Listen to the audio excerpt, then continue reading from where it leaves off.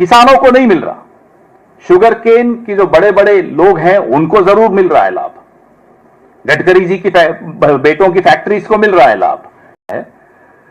हमें कहा गया साहब रूस से कच्चा सस्ता तेल आ रहा है। अब वो कच्चा सस्ता तेल मोदी जी के एक दोस्त की रिफाइनरी में जाता है, वहां से प्रोसेस होता है, फिर मोदी जी के भतीजों की फैक्ट्री में जाता है, वहां से एथनॉल मिक्स होता है और दिल्ली में मोदी जी बैठकर उसमें टैक्स मिक्स कर देते हैं। इसलिए 100 रुपए लीटर पेट्रोल देते हैं आप। तो ये सारे दोस्त, चाचा, भतीजा, ताऊ सब मिलकर जो खिचड़ी पका रहे हैं वो आपके सामने है। ये अर्थव्यवस्था की खिचड़ी आपके सामने है, ये ऐसे बन रही है। हमें कहा गया साहब एथेनॉल से माइलेज बहुत अच्छा होगा और रखरखाव की जो चिंताएं हैं आपके इंजन की वो खत्म हो जाएंगी। उल्टा हुआ, नीति आयोग खुद कह रहा है कि 6% माइलेज में गिरावट तो नीति आयोग स्वीकार करता है कि आती है, लेकिन हकीकत तो और ज्यादा है। 2023 से पहले जितने इंजन हमारे यहां बने हैं, they are not compatible with ethanol fuel. Engine damage हो रहे हैं, हमारी आपकी मेहनत की कमाई बर्बाद हो रही है, लेकिन किसी को कोई फर्क नहीं पड़ रहा, किसी को कोई चिंता नहीं है, क्योंकि चोरी की गद्दी है। उनको लगता है फिर से वोट चुराएंगे, गद्दी चुराएंगे और यही काम करते रहेंगे उनके भतीजे।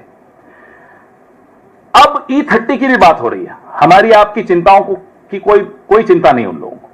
हमने जब सब आप लोगों ने आवाज उठाई कि साहब इंजन डैमेज हो रहे हैं, हमें माइलेज कम मिल रहा है, तो बोले ये तो पेट्रोलियम लॉबी कर रही है। ये गडकरी जी कहते हैं, उन्हीं के वर्ड्स हैं कि पेट्रोलियम लॉबी की तरफ से आवाजें आ रही हैं। अरे साहब, ये हमारे इंजन से आवाजें आ रही हैं, हमारी जेब से आवाजें आ रही। ये कोई पेट्रोलियम लॉबी के लोग नहीं है हम और आप। हम तो पेट्रोलियम लॉबी के शिकार हैं, अब हम एथेनॉल लॉबी के भी शिकार हैं। आम नागरिक तो हर जगह से परेशान किया जा रहा है, पेट्रोलियम लॉबी भी और एथेनॉल लॉबी भी और वोट चोर भी, सब परेशान कर रहे हैं। अब आपको मैंने बताया पानी, अनाज, तकनीकी प्रभाव। अब किसानों पर आ जाइए। किसानों का हमें कहा गया साहब ये एथेनॉल की वजह से उनकी आय 2022 में दुगनी हो जाएगी। वो हकीकत भी आपके सामने है। किसानों को नहीं मिल रहा। शुगर केन की जो बड़े बड़े लोग हैं उनको जरूर मिल रहा है लाभ, गडकरी जी की बेटों की फैक्ट्रीज को मिल रहा है लाभ। किसानों को इसका कोई लाभ ट्रांसफर नहीं हुआ। उल्टा ग्रेन्स, अनाज सस्ते में उनसे लिया जा रहा है एथेनॉल बनाने के लिए। वो लाभ भी किसानों को नहीं मिला। चावल हो या गेहूं हो, उसमें किसी का लाभ जो एथेनॉल में अनाज जा रहा है किसानों को नहीं दिया गया। उनको जैसे सस्ते पेट्रोल से लाभ हमें नहीं हस्तांतरित हुआ, नागरिक को, कंज्यूमर, उपभोक्ता को, वैसे ही इसका भी लाभ किसानों को नहीं ट्रांसफर हुआ। यह भी लाभ जिनको लेना था वो ले गए। पर्यावरण के बारे में मैंने आपको बताया। जो जितने एथेनॉल की डिस्टिलरीज हैं ये लाल श्रेणी, रेड कैटेगरी के प्रदूषक हैं।